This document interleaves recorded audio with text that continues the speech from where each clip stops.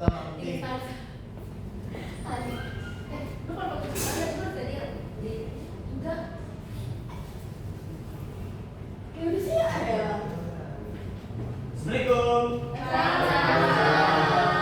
Wah, masih semangat gak nih? Semangat ya. Bapak enggak semangat. Kok nggak semangat sih, Pati? Oh, habis kehujanan. Saya dibohongin, Pak. Bawa kayu makanya. Kok bisa dibohongin sih? Bohong Enggak siapa? tahu, Pak. Tanya aja sama yang bohong. Aduh. Oke, gimana kabarnya hari ini? Alhamdulillah baik. Alhamdulillah. Bapak gimana kabarnya? Kebetulan barusan tadi malam baru sakit, tapi alhamdulillah sekarang udah mulai semangat lah. Pantas bapak pijet banget ya itu pengeluaran Pak. Bisa aja Capek sore, Pak, kayak capek sore. bisa aja nih. Maaf ya Pak kalau ada yang ngerosokan gitu Pak. Ya nggak apa-apa. Malah justru malah ada ciri khasnya tersendiri di kelas ini. Bapak kan chill ya Pak? Yoi. Oke. Mungkin sebelum kita mau mulai pembelajaran, Bapak mau ngeliat dulu nih siapa aja yang hadir. Boleh kali dari ketua kelasnya ada buku absensi nggak? Boleh, Pak, ada nih, Pak. Oke, terima kasih. Siapa namanya? Mari. Oh, Mas Malik. Dipinjam dulu ya, Mas. Oke, Bapak ingin absen terlebih dahulu ya. Yang hadir di sini Muhammad Malik Firmansyah. Wah, paling Hadir, Pak, hadir. Oh, untuk kelasnya toh. Trisana Bila Kristi Japardi. Hadir Pak. Hadir. Abdullah Fatih Al-Ghifari. Hadir, Pak. Aduh, jangan lemes gitu dong. Semangat. Iya, Pak. Ayo. Muhammad Fauzan Aliyah ya. Hadir, Pak. Hadir. Lanjut Lia Dinamiati. Hadir Pak. Sulistiana Ramadhani. Hadir Pak. Oke.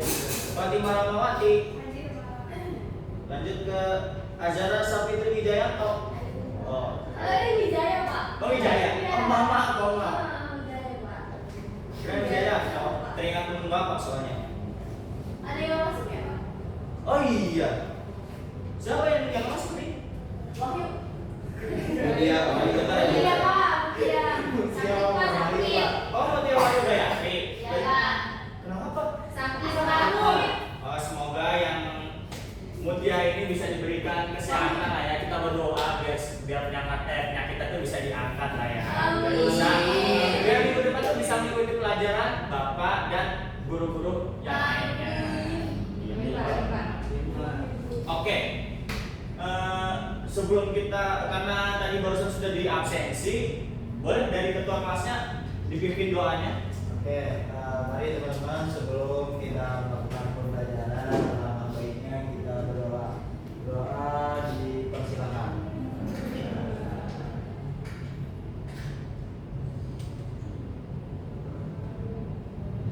Doa selesai. Memberi salam. Assalamualaikum warahmatullahi wabarakatuh. Waalaikumsalam warahmatullahi wabarakatuh. Terima kasih Malik atas pimpinan doanya. Oke, Bapak pengen ngasih pertanyaan buat kalian karena minggu lalu kan sudah dijelaskan nih tentang pembangunan wilayah itu seperti apa. Nah, boleh kali dari kalian nih masih ada yang ingat nggak pembangunan wilayah? Bapak ingin briefing dari ini pemikiran kalian. Ayo. Siapa dulu? Kelas. Yang kalian tahu itu pembangunan wilayah itu seperti apa? Dari katanya aja deh. Pembangunan wilayah, Pak. Iya betul. Pembangun wilayah. Yang saya ada. Apa itu jarak? Proses strategis untuk meningkatkan kualitas hidup masyarakat di suatu daerah melalui pengembangan sosial, ekonomi, dan lingkungan yang seimbang. Betul sekali Jara. Jadi Bapak izin menjelaskan yang lebih simpelnya aja ya biar kebayang sama kalian. Jadi itu pembangunan wilayah itu adalah suatu program pemerintah ataupun dari sektor swasta ataupun pihak-pihak yang berwenang. Jadi pembangunan wilayah ini adalah tujuannya untuk meningkatkan sarana ataupun prasarana ya untuk biar bisa itu memberikan suatu layanan kepada masyarakat yang lebih baik. Jadi misalnya nih di dalam suatu daerah ada tuh fasilitas yang emang kurang memenuhi atau kurang layak lah untuk digunakan. Jadi di pemerintah ini memberikan suatu program nih biar fasilitas itu biar bisa digunakan lebih baik lagi. Contohnya saja kayak seperti Transjakarta kayak halte-haltenya itu banyak banget kan, pasti kalian lihat tuh di JPO-JPO-nya ada tangga-tangga yang emang udah jebol lah, karatan lah. Jadi pemerintah ini kayak merenovasi ulang gitu teman-teman. Atau bahkan di daerah pelosok-pelosok yang emang belum ada sama sekali transportasi, itu diberikan namanya itu suatu program kayak pembangunan, kayak misalnya ada itu halte, stasiun, biar semuanya masyarakat itu bisa mobilitas itu lebih mudah dari satu titik ke titik lainnya gitu teman-teman. Nah, jadi Bapak ingin masuk ke bab pembangunan wilayah dalam apa ya? Lebih ke arah efeknya sih dari pembangunan wilayah terhadap kesejahteraan masyarakat di sekitar. Jadi gini teman-teman, setiap namanya itu pembangunan pasti itu bakal dirasakan oleh masyarakat sekitar. Jadi kenapa? Misalnya kalau seumpamanya Malik kerja di suatu PT, kalau ada mobilitasnya ada yang mumpuni, misalnya kayak ada kereta, itu jadi mempermudah atau mempersingkat waktu dari si Malik ini dari satu titik ke titik rumahnya ke tempat kerjaannya, gitu teman-teman. Oke, kita Bapak ingin memberikan suatu PPT nih biar lebih enak lah. Pak Malik ngomong kasar, Pak. Kenapa? Ngomong kasar. Ngomong kasar? Iya. Jangan itu ya Malik. Ntar kalau di luar kasar dia pasti ngomong kasar. Bercandanya di luar aja. Oke. Ini dimohon untuk disimak ataupun perlu kalau dari teman-teman sekalian boleh mencatat, karena Bapak ini kebetulan PPT-nya itu hanya sekedar poin-poinnya saja. Kalau misalnya emang dari kalian nggak ada buku, boleh pakai HP-nya buat dicatat. Karena kan zaman sekarang kan udah modern lah, udah ngerti lagi. Bapak, saya mau nanya Pak. Saya mau nanya. Apa itu? Itu kenapa Bapak itu Pak? Berarti yang bisa kontribusi ke pembangunan masyarakat. Iya. Berarti kita yang siswa yang membantu Pak kita nggak bisa kontribusi ya? Iya. Nah ini kan juga masyarakat. Manusia juga kan? Siswa nggak boleh Pak? Boleh kalau kalian Berarti puas. ini kalau dari siswa di situ. Apa suka? Apa suka? Ini banyak maunya Pak, jangan didengerin. Ini banyak maunya jadi didengerin. Biar keren aja itu kan, pasti kan dalam melakukan pembangunan ini pasti dia nih ada latihan lah, ada sumber daya manusianya. Emang kalian tahu nih ngebangun kayak gini, tahu kalian? Enggak, berarti saya ahli ya Pak? Iya udah ahli gitu, makanya ada sumber daya manusia teman-teman. Oke Pak, kalau belajar tukang.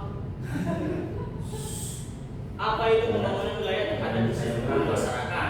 Tadi sudah disebutkan ya, lanjut ke. Jadi pembangunan wilayah itu adalah merupakan suatu upaya ataupun program pemerintah yang dimana meningkatkan kualitas infrastruktur yang sudah ada atau disebut renovasi ataupun belum ada sama sekali, supaya masyarakat setempat itu bisa merasakan ataupun menggunakan infrastruktur itu yang baru saja dibangun oleh pemerintah ataupun sektor swasta biar bisa digunakan oleh masyarakat yang di tahun itu yang direnovasi. Tujuannya apa? Yang pertama, pemerataan pembangunan antar daerah. Misalnya kayak Jakarta nih, Jakarta ini aja pembangunannya kayak Jakarta tuh udah mumpuni lah. Tapi coba dong pemerintah tuh lebih sedikit melek ke daerah-daerah yang lain, belum ada fasilitas yang kayak seperti di Jakarta. Mulai dari itu stasiun, Transjakarta, atau bahkan yang lebih gedenya lagi bandara ada. Biar bisa tuh setiap masyarakat sekitar itu biar bisa merasakan.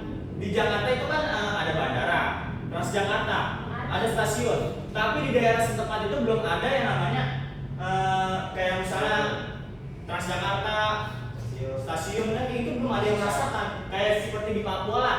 Bahkan jalanan aja nggak ada. Jalanannya itu hanya jalanan kayak jalanan tanah biasa. Lanjut ke meningkatkan kesejahteraan masyarakat lokal.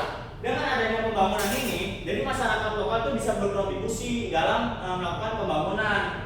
Enggak hanya jadi itu dalam suatu program itu diupayakan pemerintah itu menyerap dari tenaga kerja dari wilayah lokal, karena biar bisa tuh wilayah lokal tuh mendapatkan pendapatan dan dapat cuan gitu teman-teman. Yoki, lanjut Kak, menggali potensi wilayah secara berkelanjutan. Jadi pasti di setiap daerah itu pasti ada potensinya wilayahnya masing-masing. Misalnya di daerah Bogor, ada kan iklimnya sejuk tuh, bisa cocok buat ditanami suatu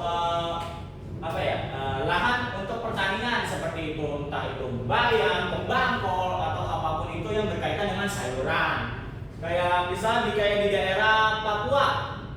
Papua itu kan terkenal akan ada tambang emasnya kan yang banyak. Betul nggak teman-teman?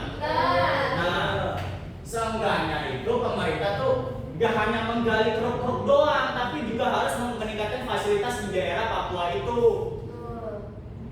Nah, lanjut Kak, mempermudah mobilitas masyarakat setempat. Nah, jadi masyarakat itu kalau mobilitasnya itu lebih misalnya ada sarana prasarana itu ada, pasti mobilitasnya itu lebih cepat. Kayak nih orangnya stasiun, ya nggak? Nah, jadi itu jadi masyarakat itu lebih terbantu lah dari namanya itu kayak melakukan perjalanan dari satu titik ke titik lainnya. Lanjut ke menarik minat wisatawan. Kalau seumpama di daerah tersebut itu sarana dan prasarana itu mumpuni, bahkan ada ciri khas tersendiri dari kawasan tersebut, maka bakalan menarik minat wisatawan setempat. Kayak misalnya Jakarta sendiri ini kan panasnya minta ampun ya. Rata-rata jalannya pada kemana? Ke Bogor, ke Bandung, karena masih asli, betul kata Trisa. Atau bahkan lebih sejuk lah biar tempat untuk healing, karena kan di Jakarta ini buat tempat mengadu nasib katanya ya kan. Ya ciri khasnya begitu, kayak bapak aja nih lagi mengadu nasib mencari pekerjaan atau mencari nafkah untuk anak dan istri bapak. Istri. Istrinya Ada dari berapa? Kebetulan anaknya udah 2. Oh my god, istrinya? Istrinya 1 loh. Kirain 2. Lanjut ke faktor yang mempengaruhi dari pembangunan wilayah. Jadi itu yang pertama itu kondisi geografisnya. Dilihat dulu nih geografisnya itu seperti apa. Apakah misal kalau di daerah pegunungan itu kita juga harus melihat karakteristik tanahnya. Jadi dilihat dulu nih biar supaya pembangunan ini biar bisa lebih maksimal. Karena kenapa? Enggak semua daerah itu bisa kayak difasilitasi seperti kayak sarana prasarana seperti kayak stasiun atau apapun itu, karena kan jalanannya kan terjal tuh kalau misalnya di daerah tertentu, kalau di pegunungan. Lanjut ke sumber daya alamnya. Nah, faktor yang mempengaruhi itu sumber daya alamnya, karena setiap namanya adanya pembangunan itu pasti butuh namanya tuh batu, semen, atau bahkan pasir. ya pasir dan segala macam apapun itulah yang berkaitan dengan pembangunan. Lanjut ke sumber daya manusianya. Nah, dalam melakukan pembangunan pasti itu ada orangnya dong yang dalam membangun pembangunan itu. Masa iya nggak ada orangnya? Ya nggak? Masa yang bangun makhluk halus kan nggak lucu. Jadi sumber daya manusianya ini kayak apa? Kayak tukang. Pasti tukang itu pasti ada namanya kayak pembelajaran lah cara ngebangun rumah atau ngebangun gedung atau ngebangun sekolah lah. Gimana caranya tuh biar supaya pembangunan itu kokoh. Lanjut ke teknologi yang memadai. Jadi di zaman dulu itu tepatnya di tahun-tahun 1900-an lah, itu bangunan masih kayak cuman kayak dipahat segala macam. Kan kalau sekarang kan udah ada gerindra biar lebih mempermudah. Ya kan? Ya kan? Oh iya, sorry, gerindra. Benar, sorry. Bahkan kan kalau sekarang udah ada gerinda, gergaji ataupun las lah ibaratnya kalau buat menempelkan besi gitu teman-teman. Karena kan kalau zaman dulu tuh kan masih primitif banget ya, apa-apa dipahat, dipotong pakai pisau itu lama banget gitu. Ya pisau bisa gede. Enggak dong, enggak bisa dapur. Beda. Lanjut, yang pasti yang terakhir itu dari kebijakan pemerintahnya sendiri. Pemerintahnya ini mendukung nggak nih adanya pembangunan ini. Jadi semuanya itu nggak hanya sekedar bangun-bangun aja, pasti ada persetujuan dari pemerintahnya ataupun pihak berwenangnya, begitu teman-teman.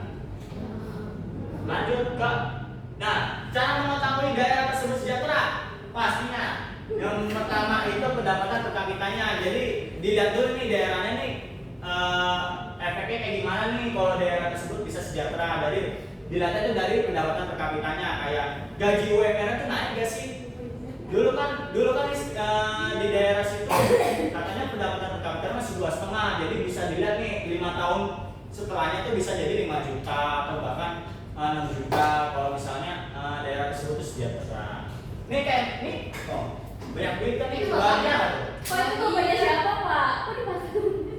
Korupsi.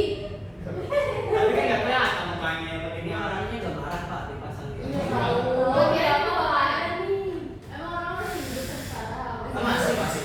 Lanjut ke tingkat pendidikannya. Jadi kan pasti di wilayah pembangunan itu ada pasti sarana kayak untuk memfasilitasi kayak sekolah ataupun puskesmas, layanan kesehatan kayak rumah sakit. Tidak hanya sekedar mau jalanan ataupun stasiun saja. Nah, dilihat dari tingkat pendidikannya nih, dari pendidikannya di situ tuh lebih maju masih karena kan di setiap daerah tuh nggak semuanya ada sekolah. Jadi dengan adanya sekolah ini pasti dilihat dari mahasiswa, dari kecerdasan siswa tersebut atau anak-anak di wilayah tersebut. Lanjut ke layanan kesehatannya, apakah layanan kesehatannya itu lebih bagus nggak daripada sebelumnya? Karena sebelumnya itu belum ada kayak misalnya di daerah Toraja belum ada rumah sakit. Jadi setelah pemerintah membangun rumah sakit itu, apakah memberikan efek bagus untuk ke masyarakatnya? Apakah masyarakat tersebut tuh sehat dengan adanya rumah sakit ini mempermudah masyarakat untuk mengobati luka-lukanya ataupun penyakitnya. Lanjut ke tersediaan lapangan pekerjaan. Dengan adanya pembangunan kayak seperti gedung, pabrik atau apapun itu pasti namanya itu ada terserapnya lapangan pekerjaan untuk para masyarakat lokal. Jadi gak hanya masyarakat luar saja yang diserap, tapi juga ada masyarakat lokalnya yang harus dipekerjakan. Biar pasti masyarakat juga butuh makan dong, butuh duit dong buat membiayai keluarga mereka, begitu. Lanjut ke kualitas lingkungan hidupnya. Dengan misalnya kayak faktor dari Jakarta sekarang aja nih banyak lingkungan yang kumuh. Nah, jadi pemerintah tuh seharusnya itu memberikan kayak apa ya? Seenggaknya tuh memberikan edukasi kepada masyarakatnya kayak lebih bersih lah, kayak merenovasi daerah-daerah tersebut yang emang kotor lah segala macam, yang memberikan efek negatif terhadap wilayah sekitarnya. Begitu teman-teman. Kan kalau misalnya wilayah tersebut bersih jadi bagus dong buat dari masyarakatnya itu. Lanjut ke dampaknya mulai dari yang positif dulu deh. Peningkatan taraf hidup masyarakat. Jadi positifnya itu masyarakat jadi lebih bahagia karena kan di daerah tersebut sudah ada lapangan pekerjaan, jadi terserap lah ibaratnya. Lanjut ke pertumbuhan ekonomi daerahnya. Pasti kalau ada pembangunan itu ekonominya itu pasti bakal naik. Karena kenapa? Kalau seumpamanya di daerah tersebut gak ada sekolah, gak ada rumah sakit, pasti banyak banget ataupun pabrik, bahkan gak ada itu namanya kayak pembangunan kayak yang melibatkan lapangan pekerjaan, itu pasti banyak masyarakat yang nganggur di daerah tersebut. Nah, dengan adanya tadi pembangunan itu ataupun bahkan ada lapangan pekerjaan, maka masyarakat tersebut tuh jadi gak nganggur, jadi punya pendapatan dari setiap orang itu. Lanjut ke tersedianya lapangan pekerjaan. Nah, tadi yang sudah disinggungan yang tadi ya. Jadi kalau ada namanya suatu pembangunan pabrik itu pasti terserapnya lapangan pekerjaan. Lanjut ke peningkatan eksternalisasi. Nah, di daerah yang tadi sudah dibangun kayak seperti stasiun ataupun yang berhubungan dengan mobilitas masyarakat setempat kayak jalan raya ataupun apapun itu pasti bakal mempermudah aktivitas manusia ataupun masyarakat lokal tersebut. Nah, lanjut ke dampak negatif dari pembangunan wilayah. Pasti ada dong ketimpangan antar wilayah. Misalnya kayak Jakarta nih kayak udah jalanannya tuh kayak bagus-bagus. Coba dibandingin sama kayak di Papua atau bahkan di Sulawesi, banyak banget jalanan yang masih kayak tanah atau bahkan kerikil-kerikil lah. Udah kayak di Jakarta yang udah jalan raya pakai aspal halus lah segala macam. Bahkan stasiunnya bor-bor di sono, gitu teman-teman. Lanjut kerusakan lingkungan. Nah, kalau misalnya pemerintah itu hanya sekedar bangun terus tapi kagak memperhitungkan secara mendalam kayak untuk kedepannya, pasti bakal memberikan kerusakan lingkungan. Kalau seumpamanya di daerah kayak contohnya kayak Jakarta nih banyak banget pembangunan, bahkan tidak ada namanya kawasan penghijauan, pasti bakal di daerah tersebut tuh bakal terjadi banjir, tanah longsor atau bahkan bisa saja itu kayak ada sinkhole kalau di daerah luar. karena nggak ada daerah resapannya. Berarti pembangunan wilayah itu harus disertai dengan pembangunan berkelanjutan ya Pak? Betul sekali. Lanjut ke alih fungsi lahan. Nah, sebenarnya hampir mirip lah kayak kerusakan bangunan ini. Jadi banyak banget kayak kawasan-kawasan yang kayak kosong buat tempat untuk bersantai atau bertaman, itu banyak banget dia alih fungsikan lahan karena masyarakat ini tahu sendiri masyarakat Indonesia kayak apa, maunya duit terus. Gitu. Banyak banget kan kayak pasti di daerah kalian pasti ada lah namanya kayak lapangan tiba-tiba dijadiin kontrakan, ya nggak? Nah, makanya itu kalau bisa masyarakat pemerintah tuh memberikan edukasi kepada masyarakatnya, jangan bangun-bangun terus, perhatiin juga untuk kawasan hijaunya biar di Jakarta tuh gak banjir gitu teman-teman. Nah, urbanisasi berlebihan. Jadi kalau bisa pemerintah itu juga pembangunan itu merata ke seluruh wilayah, enggak hanya wilayah Jawa saja, tapi di wilayah Sumatera, Kalimantan, Sulawesi, Papua, segala macam harus dibangun secara merata. Karena kenapa? Kalau nggak dibangun secara merata, pasti bakalan ada urbanisasi berlebihan kayak di Jakarta sendiri nih. Banyak banget dari wilayah luar seperti itu Sulawesi, Kalimantan ataupun Sumatera itu banyak banget yang berpindah ke Jakarta karena ingin mengadu nasib, karena di Jakarta itu di pikirannya dia itu kehidupannya lebih layak lah buat mencari pekerjaan, mencari duit untuk menafkahi keluarganya yang di kampung ataupun di tempat asalnya. Gitu teman-teman. Mungkin ada pertanyaan sebelum masuk ke kesimpulan dari teman-teman semuanya. Udah cukup jelas kan? Jelas banget Pak. Jelas banget. Yang bener nih. Apa udah pada ngantuk jangan-jangan? Kedinginan Pak, kedinginan. Kedinginan. Bagus dong nanti. Bagus. Karena dulu bapak tuh di sekolah tuh gak ada AC, boro-boro gak ada AC. Iya. Seharusnya kalian bersyukur kalau udah ada AC adem gitu. Nah kesimpulannya, pembangunan wilayah memiliki peran yang sangat penting dalam meningkatkan kesejahteraan masyarakat. Melalui pembangunan yang terencana, jika potensi wilayah tersebut dimanfaatkan secara optimal, pasti pembangunan itu dapat memperkuat ekonomi lokal, memperluas lapangan pekerjaan, dan meningkatkan kualitas hidup penduduk lokal tersebut. Namun, pembangunan yang tidak merata dapat menimbulkan kesenjangan sosial dan ekonomi antar daerah. Oleh karena itu, pembangunan wilayah harus dilakukan secara berkelanjutan dengan memperhatikan keseimbangan antara aspek ekonomi, sosial, dan lingkungan agar seluruh masyarakat dapat merasakannya. Begitu teman-teman. Kelar. Terima kasih.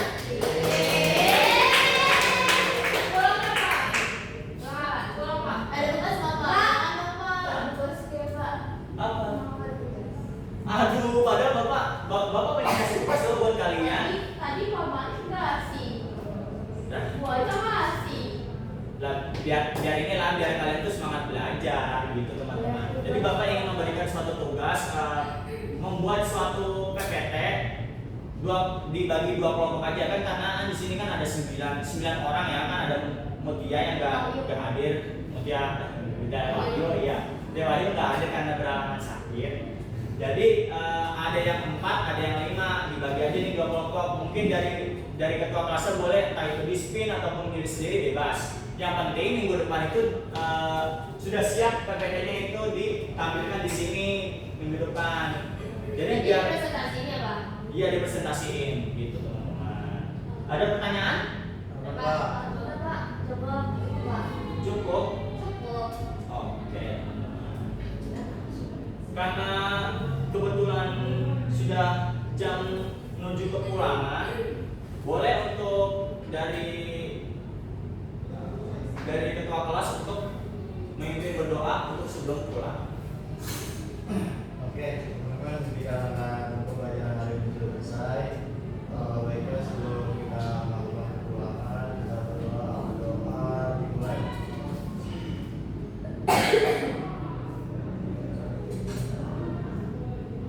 Doa selesai. Salam. Assalamualaikum warahmatullahi wabarakatuh. Waalaikumsalam warahmatullahi wabarakatuh. Sebelumnya Bapak mengucapkan terima kasih banget karena teman-teman semuanya sudah memperhatikan, sudah memperhatikan lah. Sama-sama Bapak. Semoga WA. Paling serius Pak. Boleh untuk teman-teman dipersiapkan kepulangannya karena sudah 5 menit ini menuju kepulangan. Iya, Pak. Selamat Pak. Tiket kembali Pak. Yang tiket kembali. Aku rajin pegang di kunci tadi.